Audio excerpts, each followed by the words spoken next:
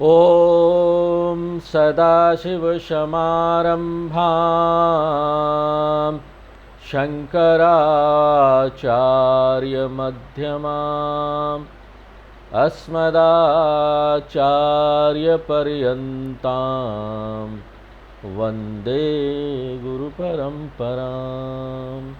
ॐ तो 12वें अध्याय के पहले 12 श्लोक में कृष्ण भगवान ने उन सारी साधनाओं के बारे में बात की जो हर एक साधक को अनिवार्य रूप से करना पड़ेगा, और वो साधनाओं का समूह है, 5 साधनाओं का समूह जो क्रम में एक एक करके करना पड़ेगा, और इन सब को मिलाकर भक्ति योग बोलते हैं। और मैं ये इस बात को बार बार दोहराऊंगा और दोहराता हूँ कि भक्ति योग में पहला चरण 2 स्तर का कर्म योग है, दूसरा चरण 2 स्तर का उपासना योग है, और अंत में इसका समापन ज्ञान में होना चाहिए। 5वां जो चरण अंतिम स्तर जो है वो ज्ञान योग है। और ज्ञान योग से हम क्या समझते हैं? वेदांत का श्रवण मनन निधिध्यासन। और बिना ज्ञान योग के ये जो भक्ति योग वाला साधना है ये अधूरा रहेगा। भक्ति योग का समापन ज्ञान में होना चाहिए, वेदांत श्रवण मनन निधिध्यासन, और इसी को कृष्ण भगवान अक्षरोपासना बोल रहे हैं।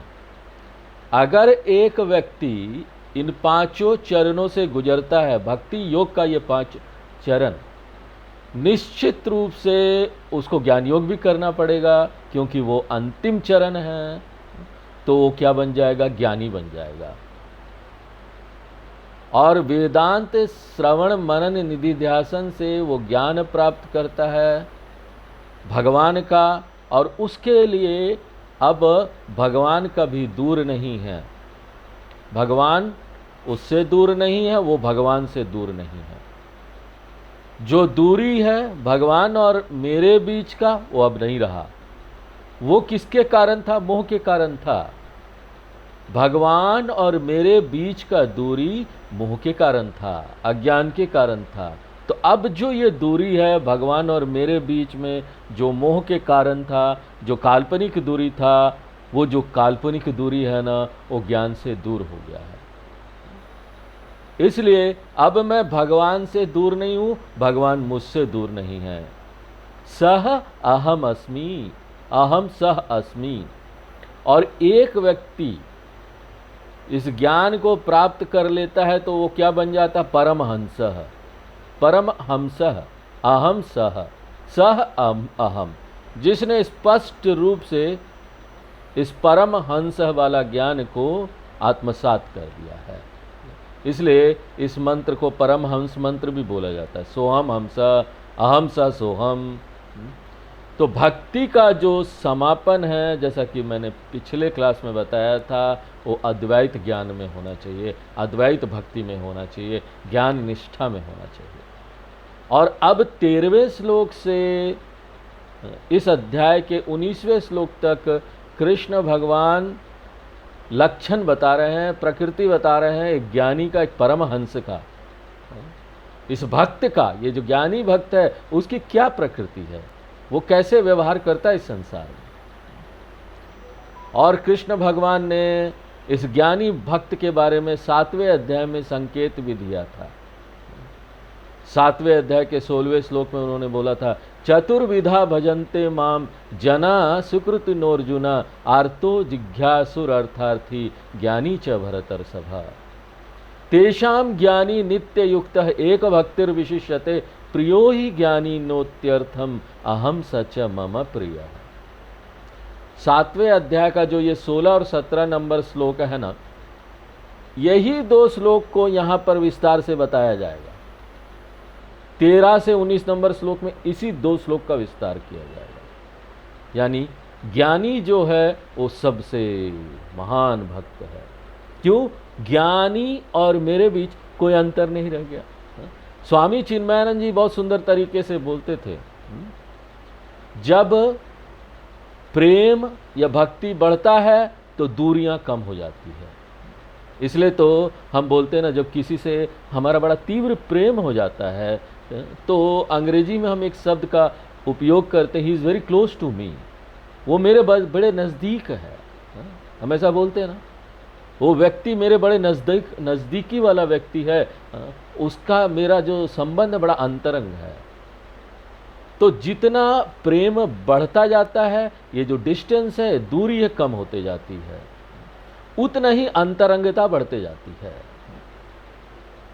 तो इसी बात को ध्यान में रखते हुए हम एक सिद्धांत को क्या यहाँ पर समझेंगे कि जो महान प्रेम है वो कैसा होना चाहिए।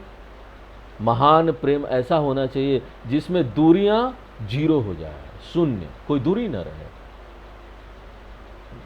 असीमित प्रेम is equal to zero distance, दूरियां जीरो हो गई है।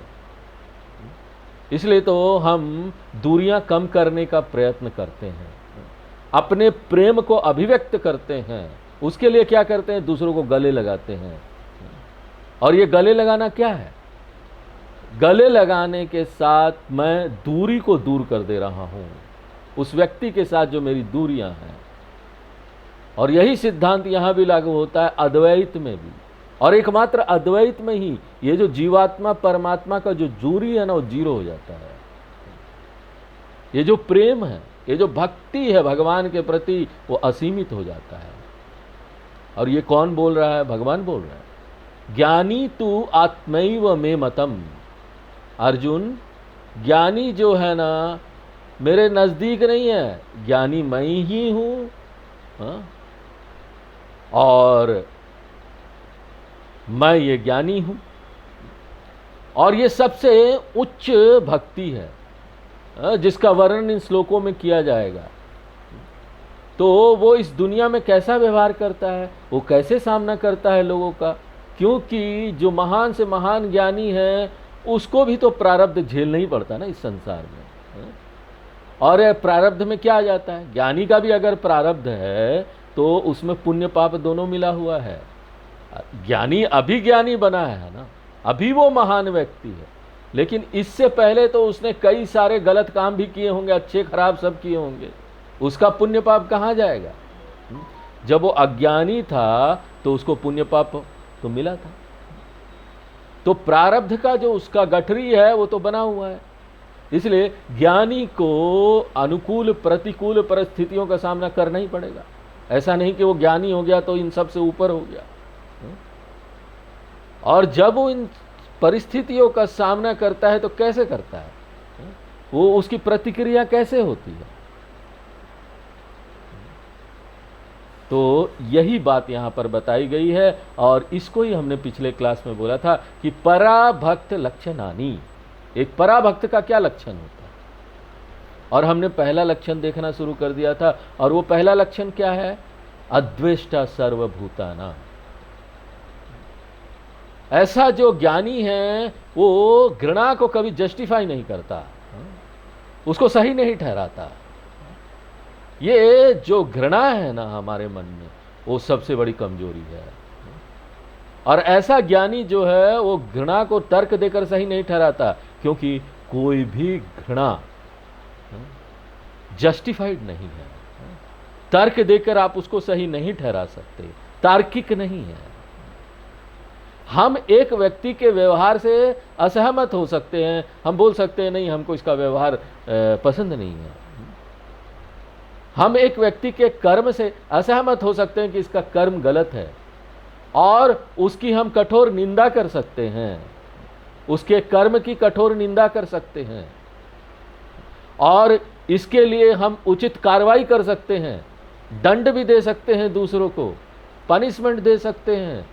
इन सबों की अनुमति है, लेकिन घृणा की अनुमति रत्ती भर भी नहीं है। आप अपनी असहमति घृणा दिखाकर नहीं जता सकते। घृणा कोई तरीका नहीं है अपनी असहमति जताने का। हम यहाँ अपनी असहमति जता सकते हैं और कठोर तरीके से उसकी निंदा कर सकते हैं, लेकिन ना हमारे मन में ना रत्ती भर भी घृणा नहीं होना चाहिए।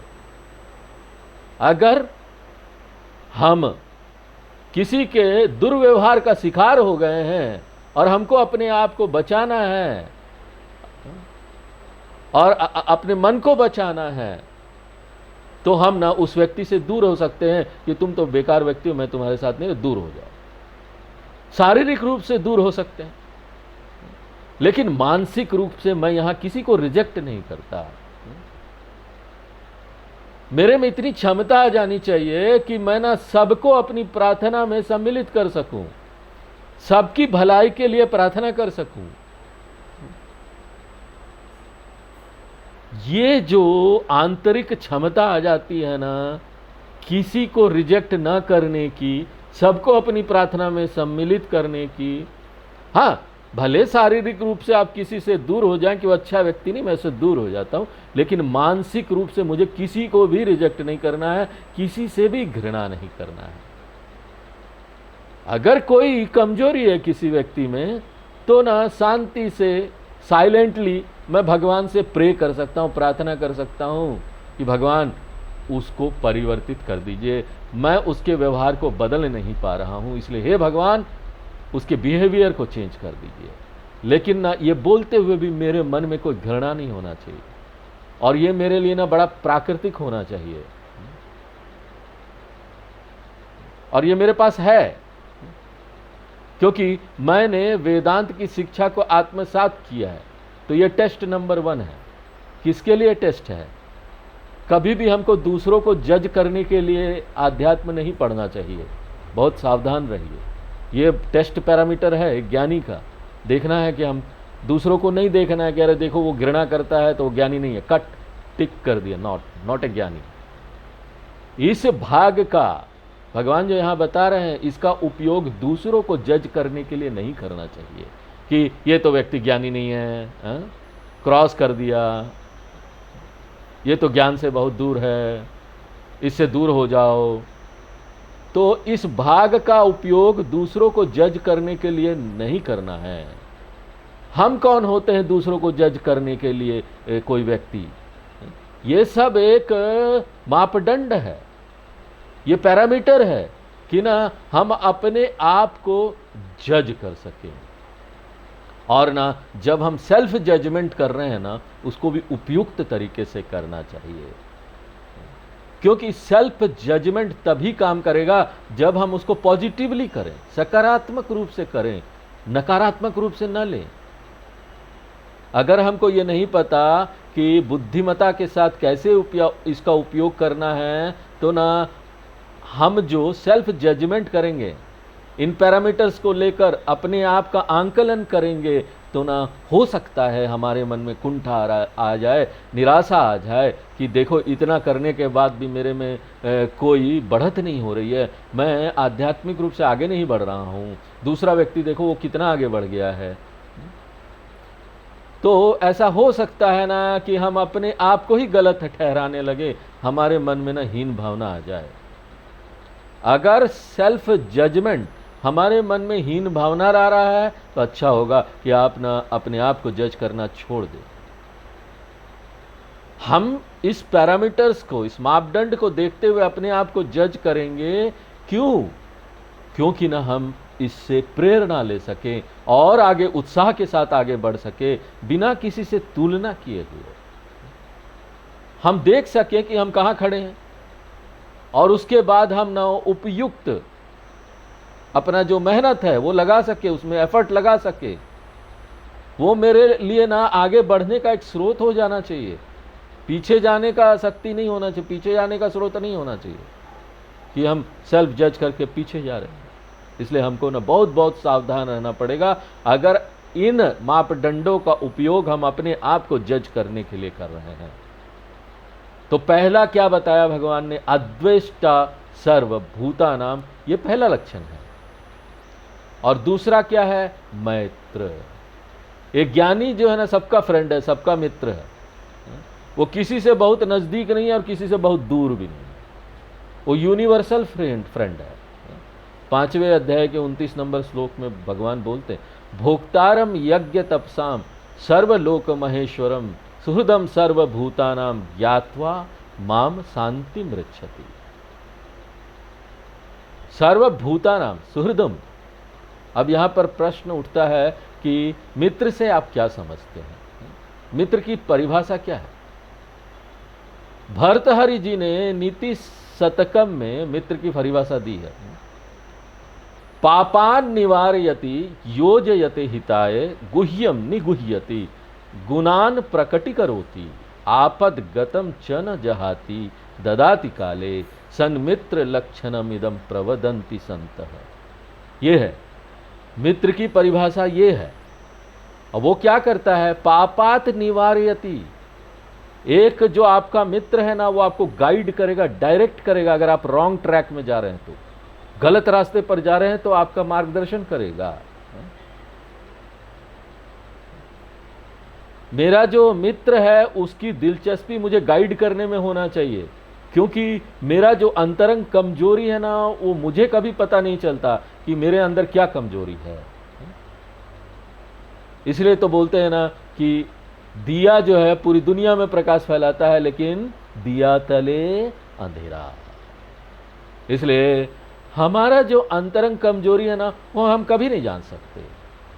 जैसे कि हमारी आंखें यहाँ सब कुछ देख सकती है, लेकिन हमारी आंखें अपनी आंखों का कलर नहीं देख सकती। तो हमको ना पता नहीं कि हमारी क्या समस्या है, किसी को वो देखना पड़ेगा क्या कमजोरी है, क्या समस्या है।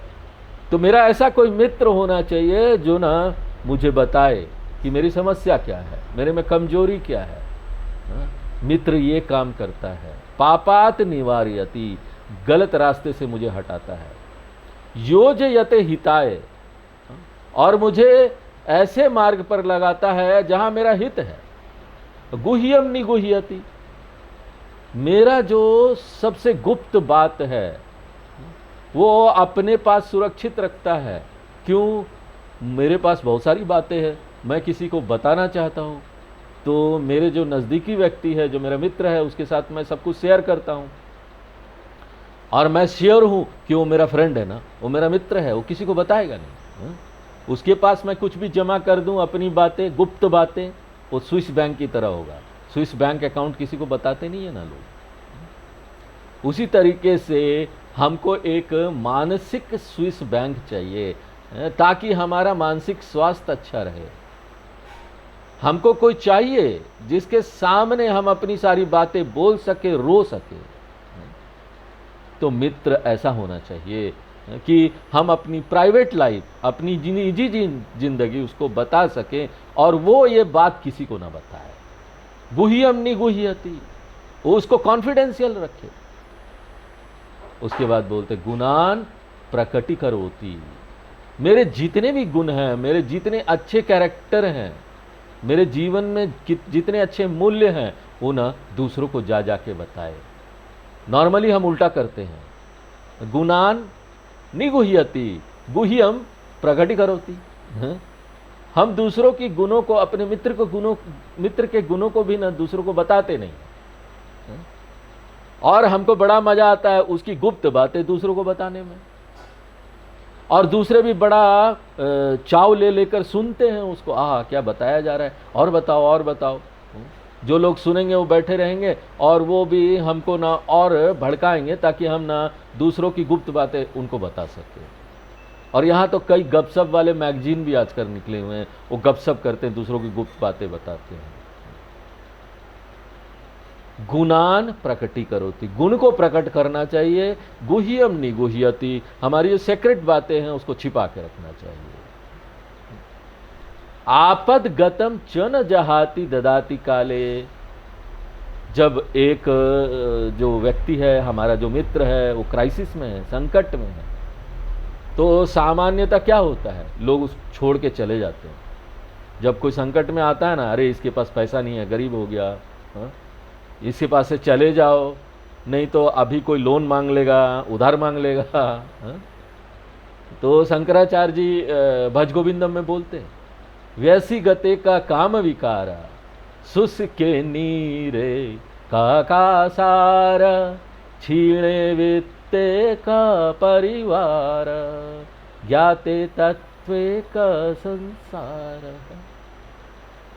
तो जब मेरे पास पैसे नहीं रहते, सब पैसे मेरे चले गए, तो मेरे परिवार के भी जो लोग हैं ना, धीरे धीरे करके मुझे छोड़ के जाने लगते हैं, क्योंकि उनको ये चिंता होती है कि जितना इसके साथ आएंगे, इसके पास पैसा नहीं है, पैसे मांगेगा। अंग्रेजी में एक कहावत है, a friend is one who is a friend in a need, friend in need is a friend indeed. ये बहुत सुंदर कहावत है। अब भरतवर्षी जी ने इसको इसी श्लोक में एक छोटे से शब्द में लिख दिया है, आपद गतम न चुका। क्राइसिस में, संकट में आप उसको छोड़ के नहीं जाते, मित्र इसको बोलते हैं ददाति काले। और कैसे देकर उसकी सहायता करते हैं, दो। और कोई जरूरी नहीं है ना हर समय पैसा ही दो, आपके मित्र को सहानुभूति चाहिए, आपके दो अच्छे शब्द चाहिए, मॉरल सपोर्ट चाहिए, और कई बार तो प्रार्थना चाहिए। आप उसके लिए प्रार्थना कीजिए, तो वो तैयार है दूसरे व्यक्ति की जो जरूरत है, जो मित्र की जरूरत है, उसको देने के लिए। तो ये सारी चीजें जो करता है ना, सन्मित्र लक्षणम इदम प्रवदंति संतः। भर्तहरि जी बहुत बड़े संत थे, उन्होंने नीति शतकम भी लिखा।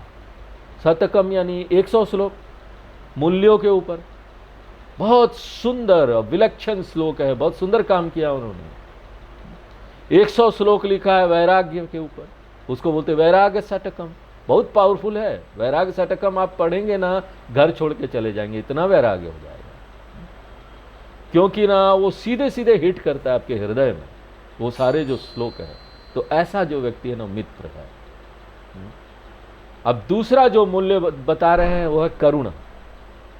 करुणावान है, सहायता करता है दूसरों की। जब एक व्यक्ति परेशानी में पड़ जाता है तो करुणा दिखाता है।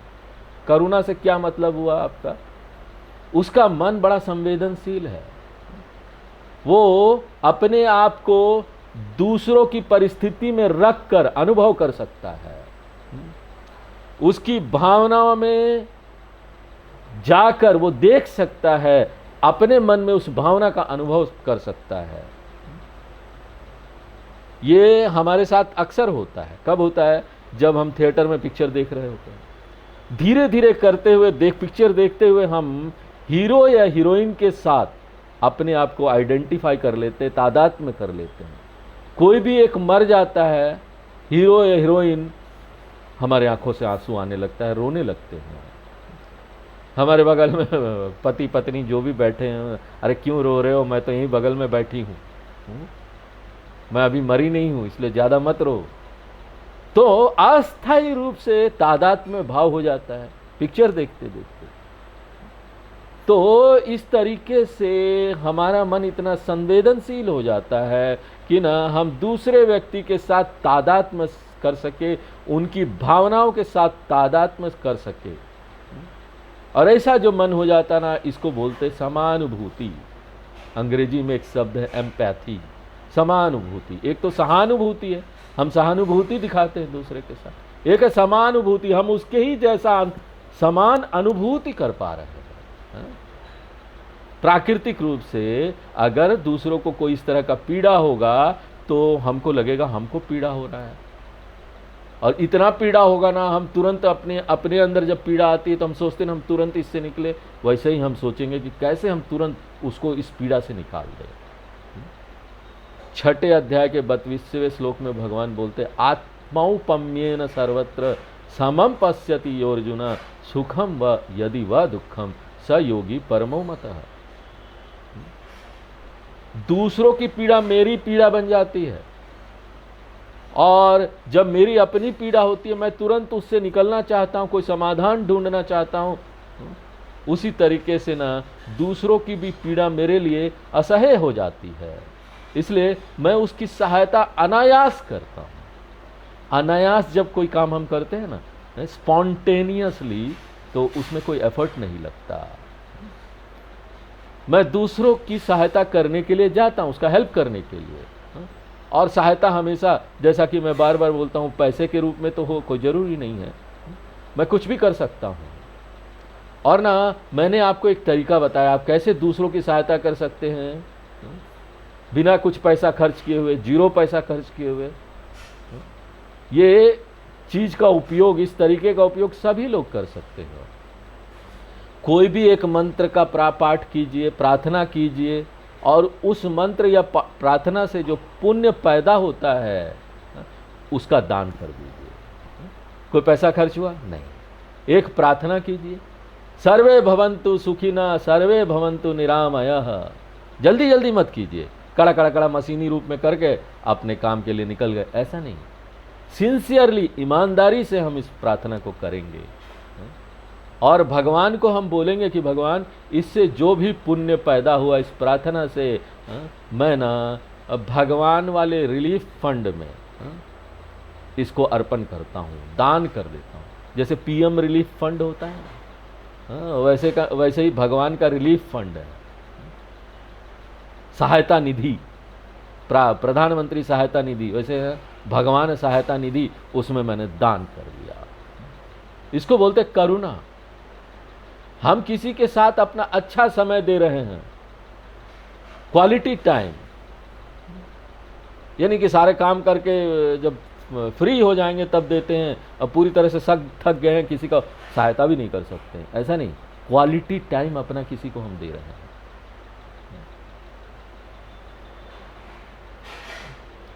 ये कभी कभी होता है ना, आप देखिए, ये बड़ी अनायास आप कब करते हैं, जब आप भीड़ में हैं, आप कपड़ा पहने हुए, कुछ कपड़ा आपका नीचे गिरने लगता है तो आपका हाथ ना ऑटोमेटिक प्राकृतिक रूप से उसको रोकने के लिए आता है, अनायास। उसी तरीके से अगर कोई दूसरा व्यक्ति ट्रबल में है, परेशानी में है, तो अनायास ही हम उसकी सहायता करने चले जाते हैं। इसको बोलते करुणा। तो ये सारा देवी गुण है। और ज्ञानी क्योंकि भगवान के साथ एक हो जाता है, इसलिए उसके अंदर ये सारा दैवी गुण आ जाता है, ये करुणा आ जाता है। और फिर अगला क्या है? निर्ममा। निर्ममा यानी जिसके मन में स्वामी पाना का भाव नहीं है किसी भी चीज को लेकर, उसके मन में ममकारा भाव नहीं है, ये सब मेरा है, मेरा है, ऑनरशिप, स्वामित्व नहीं रखता वो किसी चीज का, घर का स्वामित्व। अब ये कानून के लिए तो आपको सेल डीड रखना ही पड़ेगा, ये घर का स्वामी मैं हूं, लेकिन मानसिक रूप से कोई आसक्ति नहीं है उस घर से।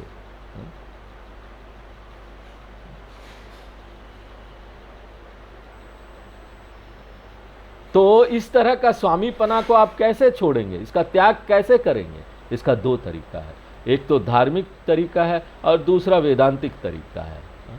वेदांतिक तरीके में आपको एक स्पष्ट समझ होना चाहिए। धार्मिक तरीका तो बहुत आसान है, वेदांतिक तरीका क्या है? जब हम जान जाते हैं कि हम आत्मा हैं, तो हमको ये भी पता चल जाता है कि आत्मा असंग है, आत्मा आकाश की तरह है, आत्मा किसी से संबंध नहीं रखता, किसी भी चीज़ों से। इसलिए आत्मा क्या है? नित्य संबंध रहित है, फ्री फ्रॉम ऑल रिलेशन, कोई संबंध नहीं, कोई जुड़ाव नहीं, असंग आत्मा में मैं हूं। तो मैं किसी से कैसे जुड़ सकता हूं और कैसे कोई चीज मेरा हो सकता है? इसलिए निर्ममत्वम क्या है? हम इस बात को आत्मसात कर ले कि असंग आत्मस्वरूपम हम हैं। न माता न पिता न बंधु न शास्ता न शास्त्रम न शिष्यो न शिक्षा न च त्वं न चाहम न चायम प्रपंच। मैं किसी से रिलेटेड नहीं हूं, मेरा संबंध नहीं है। यहां पर बहुत सारी चीजें हैं मेरे पास, वो भी मेरा नहीं है, इसका स्वामित्वपना मेरे पास नहीं है। ये वेदांतिक तरीका है। और उससे भी आसान तरीका आपको बताऊं, धार्मिक वाला। तो ना हमको इस बात को समझ लेना चाहिए, इस बात को आत्मसात कर लेना चाहिए कि यहाँ पर जितनी भी चीज़ें हैं जो मेरे पास है वो ना अस्थायी रूप से मुझे उपहार मिला है भगवान से। तो इसका उपयोग मुझे अच्छी प्रकार से करना है और आध्यात्मिक रास्ते पर विकास करना है इसका उपयोग करते हुए। जो भी चीज़ मेरे पास है वो टेम्पररी यूज़ के लिए है, अस्थायी उपयोग के लिए है। इसका उपयोग करके मैं ना इसको वापस दे देता हूँ। तो यहाँ पर लोग हैं, बच्चे हैं, माता है, पिता है, चीज़ें हैं, हर एक व्यक्ति, ये सब गिफ्ट है, उपहार है भगवान से। इसलिए मैं याद रखता हूँ, हे भगवान, और मैं कृतज्ञता अर्पण करता हूँ कि आपने मुझे ये सब जिया। मैं इनका उपयोग करूँगा मेरे आध्यात्मिक विकास के लिए, और जब उपयुक्त समय आएगा और आप चाहेंगे कि आप इनको वापस ले ले तो ना मैं ना वापस दे दूंगा, कंप्लेन नहीं करूंगा, कोई शिकायत नहीं करूंगा। रिटर्न विथ थैंक, धन्यवाद ज्ञापन सहित वापस कर दिया। हे भगवान, thank you for giving me my mother. धन्यवाद आपने मुझे माँ दिया, पिता दिया, दादा दादी, बच्चे दिए, और ये शरीर दिया, ये शरीर भी इसमें आ जाता है। इसलिए ध्यान रखिए कि यहाँ सब कुछ भगवान का है। हम जो ये प्रार्थना में बोलते हैं ना, तन मन धन सब कुछ तेरा, क्या है मेरा, तो ना ये सिर्फ प्रार्थना नहीं बनना चाहिए, ये ना मुझे अपने अंतरंग हृदय से बोलना चाहिए। हम इस पर विश्वास रखें, विश्वास करके अंतरंगता के साथ हम इसको बोल रहे हैं। हमने आत्मसात किया इस बात को कि तन मन धन सब कुछ तेरा, और इसी को बोलते हैं निर्ममत्वम। हमको फिजिकली कुछ चीज छोड़ना नहीं है ना, यहाँ पर शारीरिक रूप से कुछ छोड़ना नहीं, सब रखिए, गाड़ी हो, घर हो, बैंक बैलेंस हो, सब कुछ हो, लोग हो अगल बगल, सबका उपयोग कीजिए इस जागरूकता के साथ, कि ना ये सब मेरे उपयोग के लिए हैं, स्वामीपना अधिकार जमाने के लिए नहीं कि ये मेरा है। इस तरह की बातों से मुझे कोई लेना देना नहीं कि मैं अधिकार जमा रहा हूं, ये सब मेरा है। तो अगला जो लक्षण होता है ज्ञानी का वो है निरहंकार। जब मेरे मन में ये स्वामीपना का भाव है, तादात्म्य का भाव है बाहरी दुनिया से, तो इसको बोलते हैं ममकारा। और जब मेरे मन में स्वामीपना है, तादात्म्य है मेरे अपने शरीर से, स्थूल शरीरम कारण शरीरम, तो ये जो स्वामीपना है ना, इसको बोलते हैं अहंकार। तो शरीर त्रय अभिमान अहंकार, शरीर अभिमान विषय अभिमान ममकार। अंतर समझ गए? तादात्म्य करना शरीर मन के साथ, इसको बोलते हैं अहंकार। बाहर की चीजों के साथ तादात्म्य करना, इसको बोलते हैं ममकार। और इसको आप कैसे छोड़ सकते हैं अहंकार ममकारा को? तो आज हम यहीं पर विराम देते हैं। ये अहंकार ममकारा को छोड़ने का क्या तरीका है, अगले क्लास में फिर हम आपको बताएंगे। ओम पूर्णमदः पूर्णमिदं पूर्णात् पूर्णमुदच्यते पूर्णस्य पूर्णमादाय पूर्णमेवावशिष्यते। ओम शांति शांति शांति।